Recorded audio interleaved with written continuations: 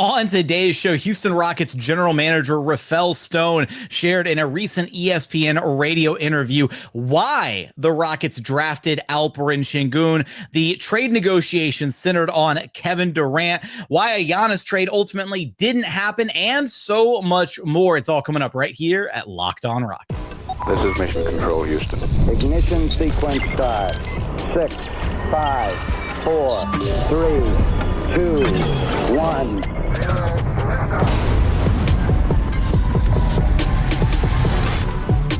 What's up and welcome to another edition of Locked On Rockets, your daily podcast home for everything Houston Rockets basketball. As always, I'm your host, Jackson Gatlin, native Houstonian and credentialed media member. I'm also the host of Locked On NBA Thursdays. Be sure to follow along wherever you listen to your podcasts or on YouTube. Just search Locked On Rockets. We're the best way you can help us grow our shows, to listen every single day on a podcast platform if you're choosing, and then like, comment, subscribe on YouTube. On today's show, we're going to be breaking down some thoughts. We've got little clips that we're going to play from Rafael Stone's recent interview with ESPN 97.5 here in Houston, where he shared a number of thoughts about a bunch of different topics. He gets into a little bit of the process by which the Rockets drafted Alperen Şengün, why he was such an important target for them to get their hands on in the 2021 NBA draft, as well as some insight on the negotiations involving the Kevin Durant trade, why a Giannis trade didn't happen, his belief in Reed Sheppard, and a few other little topics here and there. So we're going to run some of those clips back. We'll talk about some of what he had to say. A lot of good stuff to get into. First, I do want to let you know, if you've been following along, we've been doing a lot of Eurobasket stuff here at Locked On Rockets. So we'll be kind of, not changing gears completely, but we're still covering Eurobasket, but we're also ramping back up. We've got other, more Rocket-centric things to kind of get back in gear with here on the show. I will quick update though. The next game for Turkey is 9 a.m. against Poland. 9 a.m. Tuesday. That's 9 a.m. Central Time against Poland. So if you're still watching the Eurobasket games, if you haven't been watching and you want to tune in, 9 a.m. is Turkey's next game for Eurobasket. So be on the lookout for that. All right.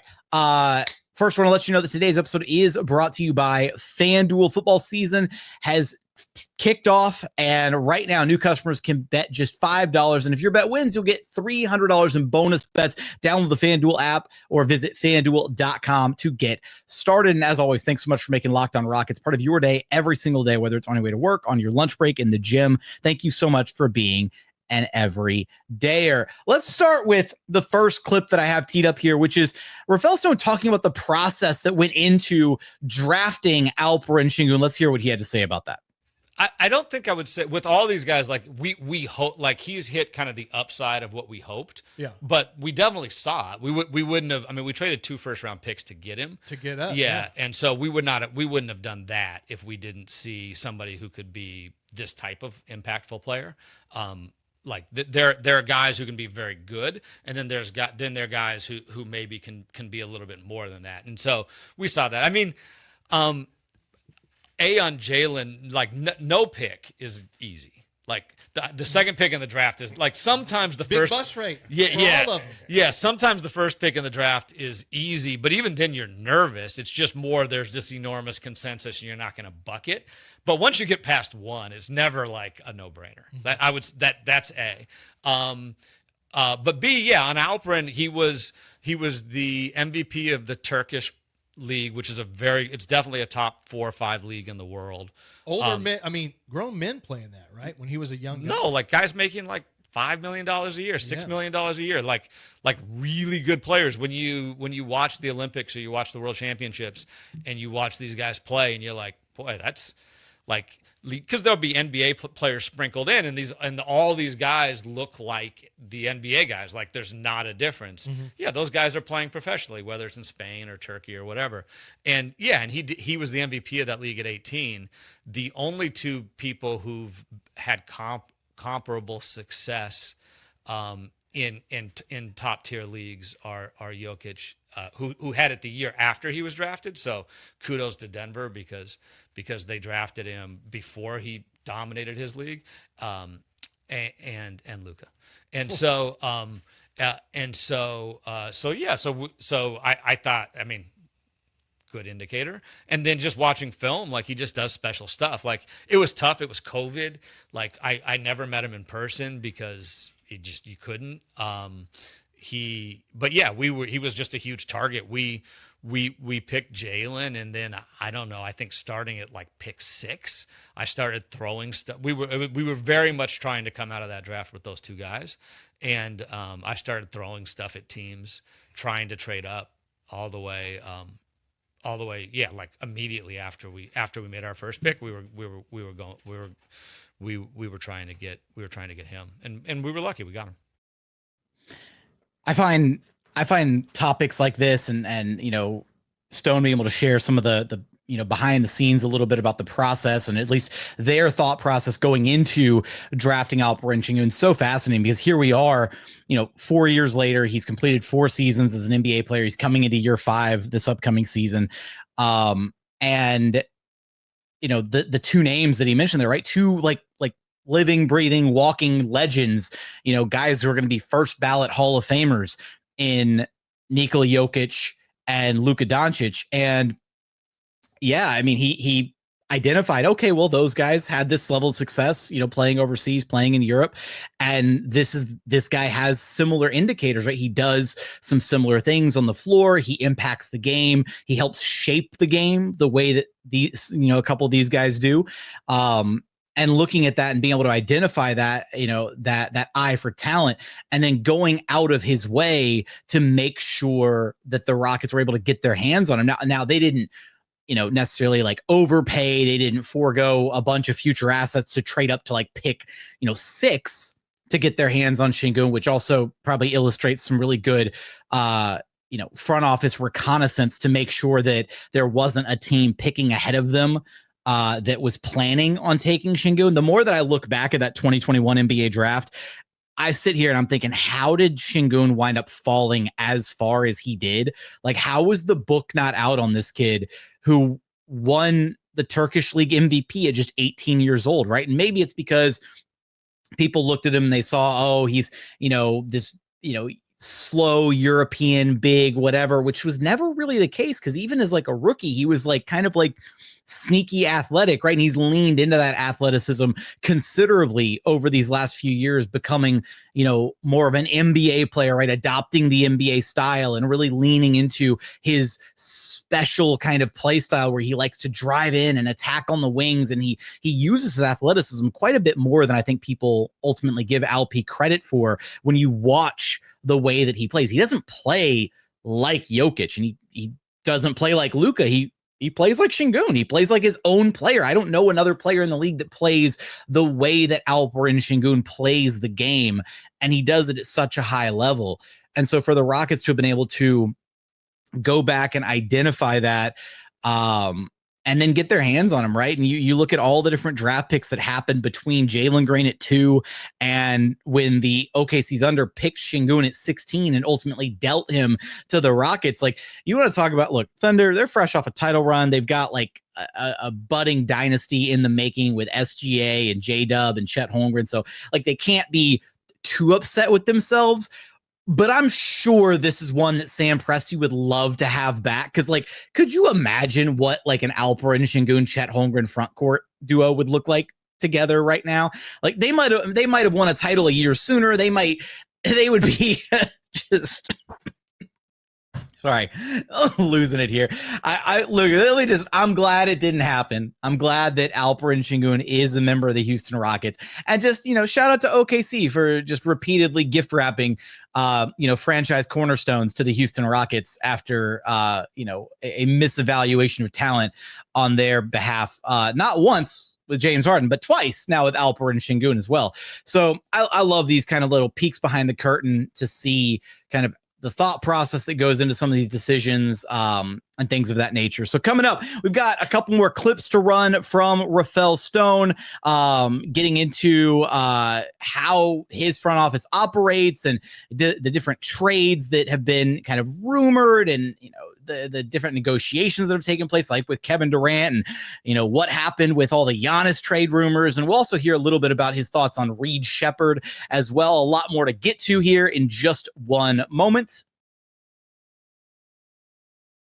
First, today's episode is brought to you by FanDuel. The NFL season is here, and FanDuel's making sure you're ready for kickoff with a can't-miss offer. Right now, new customers can bet just $5, $5 only. And if your bet wins, you get $300 in bonus bets to use across the FanDuel app. FanDuel's great because it lets you bet however you like to bet. Player props, building a same-game parlay, or even jumping in live as the action unfolds. Right now, you can head on over to FanDuel.com. Take a look at the outright favorites to win this year's Super Bowl. Right now, the Ravens and Bills both at plus 650, the Eagles at plus 750, the Packers plus 850, and then the Chiefs all the way down at fifth place at plus 1,000. So for all those odds and so much more, head on over to FanDuel.com or download the FanDuel app right now. Either way you want to do it, app or website, go to FanDuel.com to get started. That's FanDuel.com to place your first $5 bet. And continuing on here at Locked On Rockets, your daily podcast home for everything Houston Rockets basketball. All right, and really quickly, shout out to Lance Zierlein and Will Kunkel, who conducted this interview on ESPN 97.5. Great dudes, know both of them, really great at what they do. I'm going to put a link to the full interview in the episode description. So if you want to go check out more than just these little couple more clips that I've got that I'm going to run on the show, by all means, go check them out. It was a solid interview with Stone.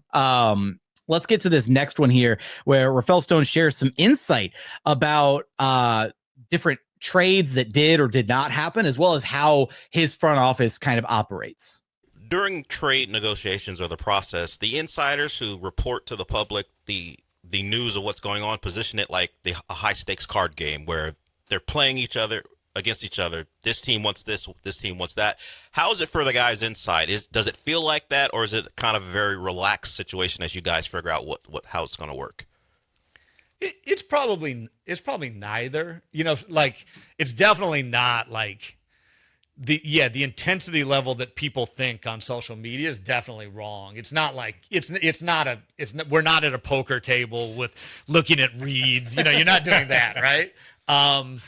But it's definitely not relaxed because you've got too much to do, and in the end, the NBA is a pretty illiquid market, and so things tend to condense around the trade deadline, kind of the week before, and then kind of 2 weeks before the draft, something like that. And so because that those are the periods to get deals done, if you're negotiating on one deal, you're also juggling 10 other things that might pop up and might end up being more interesting, And so I'd say it's neither, but it's, and then a lot of the stuff on social media or the insiders are just lies. Like many of the insiders are not insiders. They're literally just talking to get clicks or to get views. That really or whatever. Is like that. We always think that's probably like that with some of those guys, but yeah, no, like there will be people who say, and we have a really small front office, the Rockets do. We're the smallest in sports because I can't talk to 100 different people. And I don't see the point of having a bunch of people that don't have input. Like I want everybody who works with us to matter, yeah. Right? Yeah. And so they'll say, I talked to a Rockets executive and they're thinking this. And I know what I'm thinking, and I'm definitely not thinking that. And the odds that they somehow randomly talk to one of the three other people who are in discussions on this, who don't talk to the media at all, no, they didn't talk to him, right? Like there's no, they didn't talk to him at all. And so they just went out there and lied. And maybe they talked to somebody in season ticket sales. I don't know. I don't know what they did. I got a call the other day from one of your season ticket Good. guys. You should have bought. I said that was my father-in-law's account. I was just on. Do you have to combat that? Do you have to combat those rumors? You don't, though. You rarely do. Nah, I just not. Yeah. I just mean with the people you're working with. I don't mean publicly. Did they ever is this true? Is this? No. Well, if there's one that really bothers me, I will double check to make sure that. That happened. Somebody wrote this summer. It wasn't a bad one, but they wrote this extensive thing saying that they talked to a Rockets executive. And then they said that they also talked to a Rockets coach. But it was like a verbatim quote. And I was like, there's no chance one of my guys said it. And they didn't. They didn't say it. So that person just wrote, I don't know if they talked to a coach or not, in fairness, but I know at 100% they didn't talk to an executive. And I'm like, if you're going to give somebody a diatribe on a player, which was this was, then like, let's talk about, let's make sure that we're aligned on it. But again, it didn't happen. Right. And so, but there's also no consequences for the media members who do this. Like there's just no consequences. No, that's true.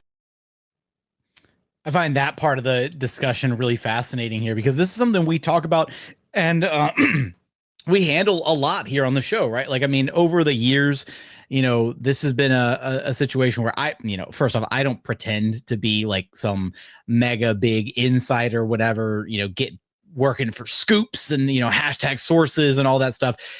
Over my years of covering the Rockets, like I've developed solid relationships with the individuals, the powers that be, the brain trust, if you will, of the team. And that is one thing that I can completely vouch for, right? Is the Rockets are pretty tight-lipped about how they handle most of their business. The guys that do know about the moves being made, don't generally talk about it a ton.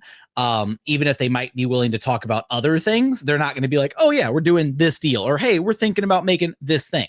There have been, the rare occasion where they're maybe a little bit more forthcoming about certain things that they're thinking about or leaning towards doing. Like, it was like the worst kept secret in the NBA a couple years ago that the Rockets really wanted to pursue Fred VanVleet and Dylan Brooks. Like I knew about those two names like 6 months before they happened. And Brooke Lopez as well. Like that was like a conversation that was like circulating for a while. And so when things like that happen, like eventually the cat gets out of the bag and it's just kind of like, all right, whatever.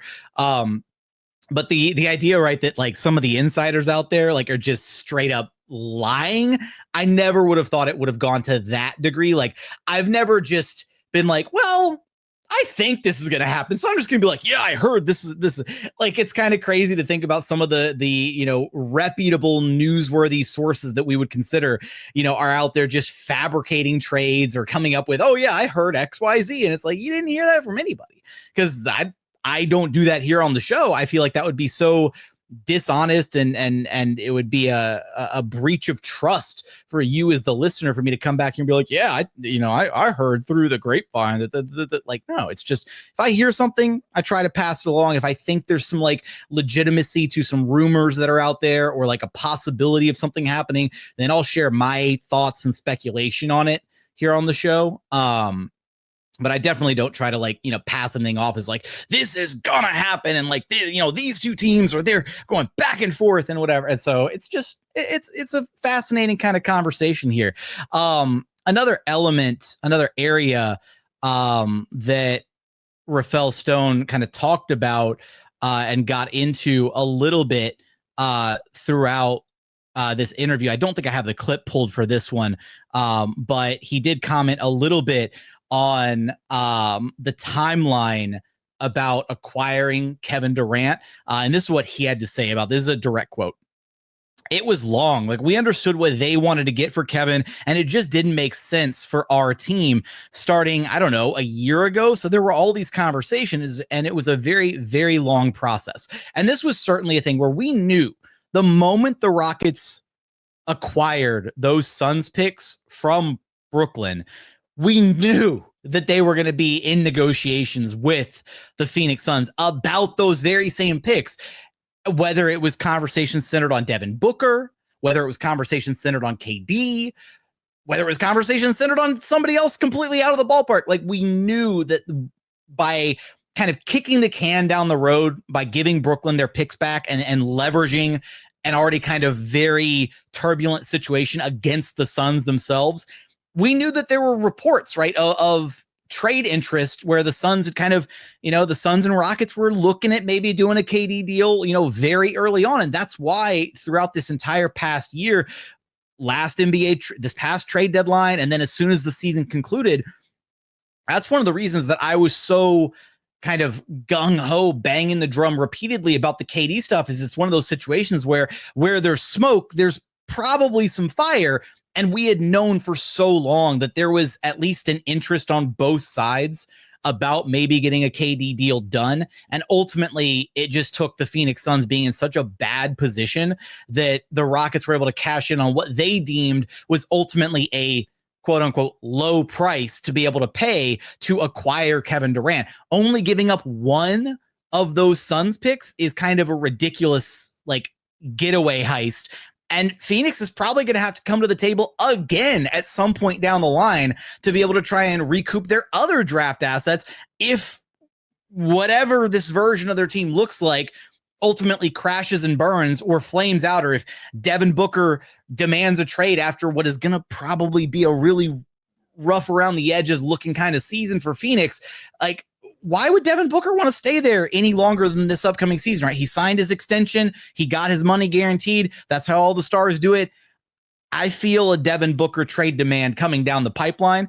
But the Rockets were able to utilize just enough, that number 10 pick that turned into Kaman Malawach, as well as Jalen Green and Dillon Brooks, and they got themselves KD out of it, right? As well as still holding some really juicy trade assets for further down the line. So it's interesting, how early some of these trades can start to formulate, at least in theory, like the possibility of this trade. And it took over a year for it to eventually materialize into a full-blown trade. But those beginning discussions happened so long ago that both sides were probably constantly like checking in with each other. Like, hey, it's December. And like, Stone's like sending a text like, hey, like, how are y'all feeling about KD? Like, are we, whatever, just touching base, right? Like that, imagining those conversations.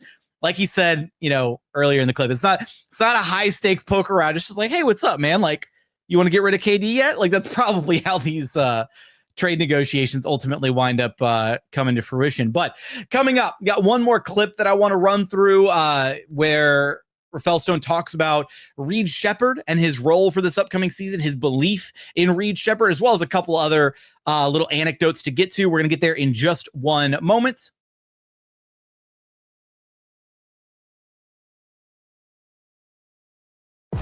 And final segment here at Locked On Rockets, your daily podcast home for everything Houston Rockets basketball. All right, let's go ahead and run this final clip back from this interview where Rafael Stone talks a little bit about Reed Sheppard, his rookie season kind of struggles and kind of expectations for him moving forward. What are your expectations for Reed Sheppard? Because everyone I've talked to says like legitimately great things about him and what he can do. And the reason he didn't play was just weren't minutes there for him. It had nothing to do with skill and talent. What do you guys expect for him this year? Yeah, I mean, I think we expect him to build off last year. Like he kind of was creeping up, and then I think around the midpoint of the year, he really got comfortable. His play started to really improve, and at the very end of the season, we were able to get him extended minutes. He played really well in those games offensively. He's got some really special defensive tools, and so we need him to kind of combine those with being solid. And he's done a good job of working on his kind of being solid and being physical all summer. We just need Reed to take a step. I think he's really, really talented, but it is hard. Like, generally speaking, if you're a top 3, 4, 5 pick, especially as a guard, the team that picks you is a lottery team, and they give you the ball, and you get a chance to like play through mistakes.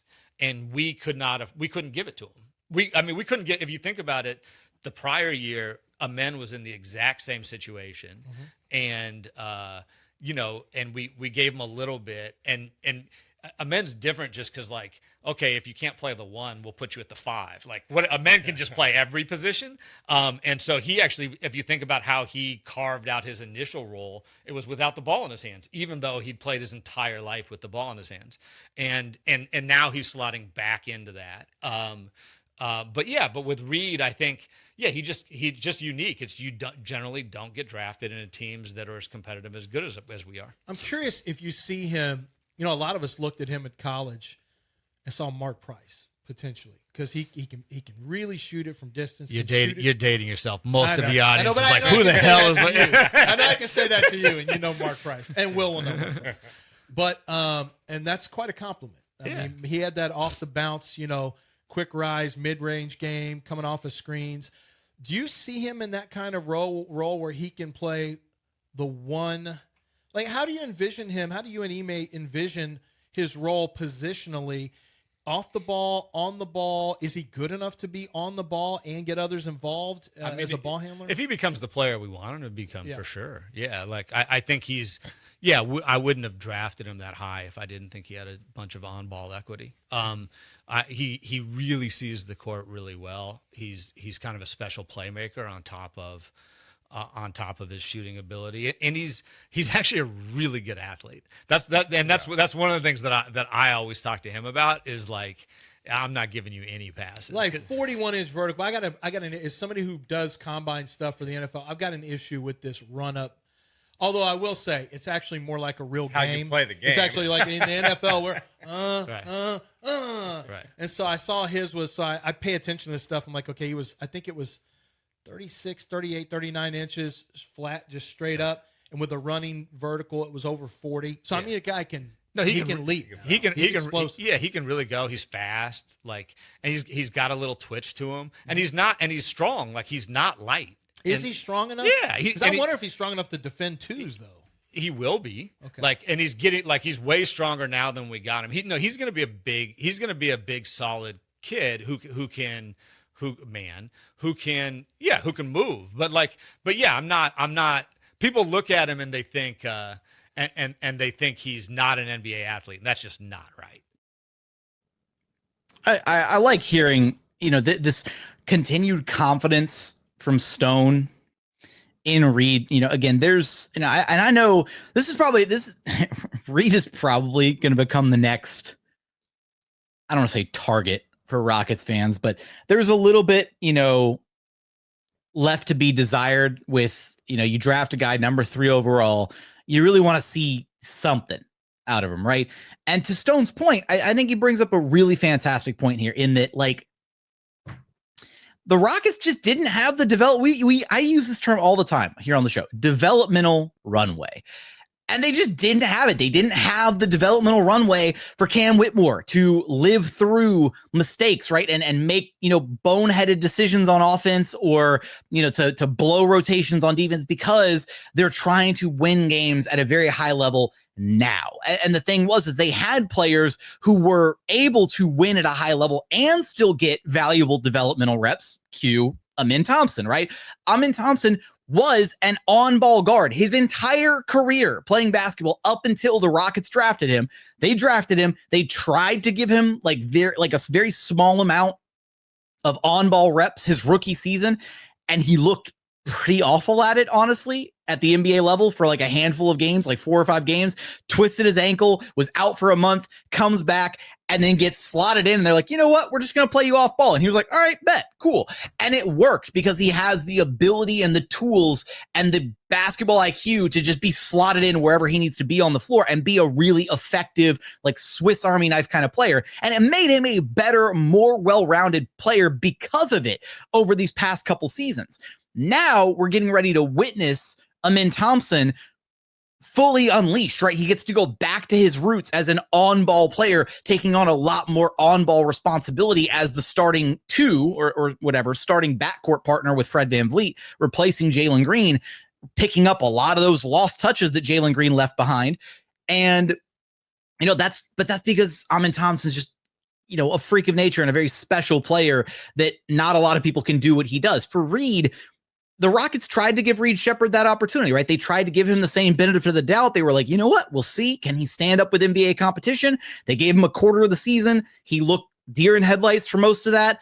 And they were like, all right, kid's not ready. That's okay. We can't afford to give him these opportunities to try and learn and play through. And unfortunately, right, running the point is such a difficult position to have to organize the other 4 guys on the floor and put everybody in the right spots and read the defense and decide what you're running and who to get involved and pulling all the different strings, right? You're literally in charge of orchestrating the offense. That's a very tall task for a rookie to figure out, and to figure out within a winning context. It's one thing if you're like the point guard for like the Washington Wizards or the Charlotte Hornets or the Utah Jazz or something, right? And you just go out there and like you just kind of roll the ball out there and try to figure it out on the fly, like Stone was saying. So I do think that, in the long term, it is better more often than not for younger players to be in a winning environment, because you'll learn the right things, right? You won't pick up bad habits. You'll learn what winning actually feels like at a very early stage in your career.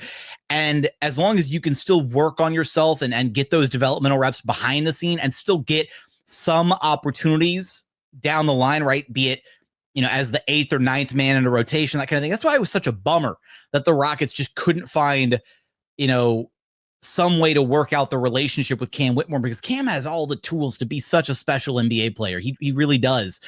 But, if he couldn't buy into a limited role in a winning context here in Houston, because he's, worried about securing his payday down the line and still thinks he has, star potential in the league and that kind of stuff, more power to him. I hope he figures it out. I hope he goes and balls out, for the Wizards.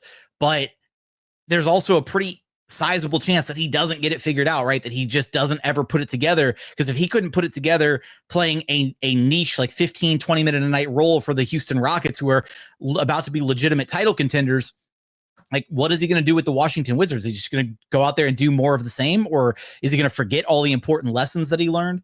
I'm getting super sidetracked here. My point, I want to get back on track, Gatlin. My big thing here is just, we saw 1 year of Reed Sheppard, and he didn't even get the old college try, right? Like he got a very short rope, got yanked, and then that was that. And so he's going to be put into a situation where they need him to take a bit of a step forward this year. And ultimately, I think he's more than capable of doing so, right? And I do think that at the end of the day, if Fred VanVleet can have the level of success that he's had as an NBA player, hell, being an all-star at one point, right? NBA champion, all-star, highest paid undrafted player in NBA history. Like, if he can achieve all those things, Reed Sheppard can at least, like, at a bare minimum, Reed Sheppard is going to be Fred VanVleet 2.0. Like, at his absolute floor, that is his worst case outcome. And if that's his worst case outcome, he's a legitimate starting caliber NBA point guard with above average defense and at least average to slightly above average level shot making, average to slightly above average level playmaking. Like, if you get that, if you walk away with a legitimate quality NBA starter with the number 3 overall pick, it might not be like sexy, like you didn't get a superstar or whatever, but like that's a quality pick. And if Reed Sheppard is eventually the heir apparent to Fred VanVleet taking over the starting point guard responsibilities from Fred somewhere down the line, a Reed Sheppard, Amin Thompson backcourt of the future is such an ideal pairing, because it's like they both make up for the weaknesses of one another, right? Reed shooting, Amin's, size and defensive ability and athleticism. And that's not to say Reed can't defend, but just, being able to put the ball in Amin's hands, let him run the offense, let Reed play off ball, switch it around. Like, there's so many different things. That duo really kind of, in theory, it should pop somewhere down the line. And so I'm really excited to see what Reed Sheppard brings to the table this upcoming season. I think he's gonna prove a lot of Rockets fans wrong. I think a lot of Rockets fans were very quick to judge Reed Sheppard, as a rookie. Like, it's one thing if you're like in year 3, in year 4 as an NBA player, and like you haven't shown a lot, or you're still really inconsistent, or like whatever. Like, it's one thing for that to happen, right? He's played 1 year as an NBA player. Show the kid some grace. Let him get a little bit of time under his belt. Let him get some actual NBA reps, like a steady go at the rotation, basically. And I think for this year, give him like a quarter of the season before you start to give up on him or start to question it, right? And I feel like the Rockets have to at least give him like half the season as the backup point guard to see if he can settle into that role. And if he can't get there after half a season of like consistent, like 12 to 20 minutes a night, whatever that role ultimately looks like, if at that point you have to break the glass and like switch back to Aaron Holiday or something midway through the season, then at that point we can start having some discussions about like, okay, what's going on with Reed Sheppard? But until that point, like, just give the kid some time to grow and develop. I think he's going to be just fine. And in fact, I think he's going to be a lot better than just fine. I think he's going to be pretty damn good somewhere down the line. With that, there was only one other comment from Rafael Stone in this interview where he talked about like the Giannis Antetokounmpo rumors that were out there. And when asked about conversations involving the big man from Greece in Milwaukee, Stone just said, no, I deal well with John Horst, the Bucks GM. And he goes, I really like him. John was very clear that they weren't doing anything. So that was that. So no Giannis, no Rockets, none of that. It was all just conjecture. It was all just rumors, speculation, whatever. And apparently the Bucks had zero intentions of moving him, and we can take that directly from Rafael Stone. But if you're interested in watching the full interview, there's, I think it's about 25-ish minutes long, 23 minutes long, something like that. We played about like 8 or 9 minutes of it here on the show. You can go check out the full interview, link to it in the episode description. I want your thoughts on what Stone had to share, his thoughts on kind of how he operates the front office, drafting Sengun, Reed Sheppard, all that stuff. Let me know your thoughts in the YouTube comments. But as always, thank you so much for watching. Thank you so much for listening. We look forward to having you back right here at Locked On Rockets, your daily podcast home for everything Houston Rockets basketball.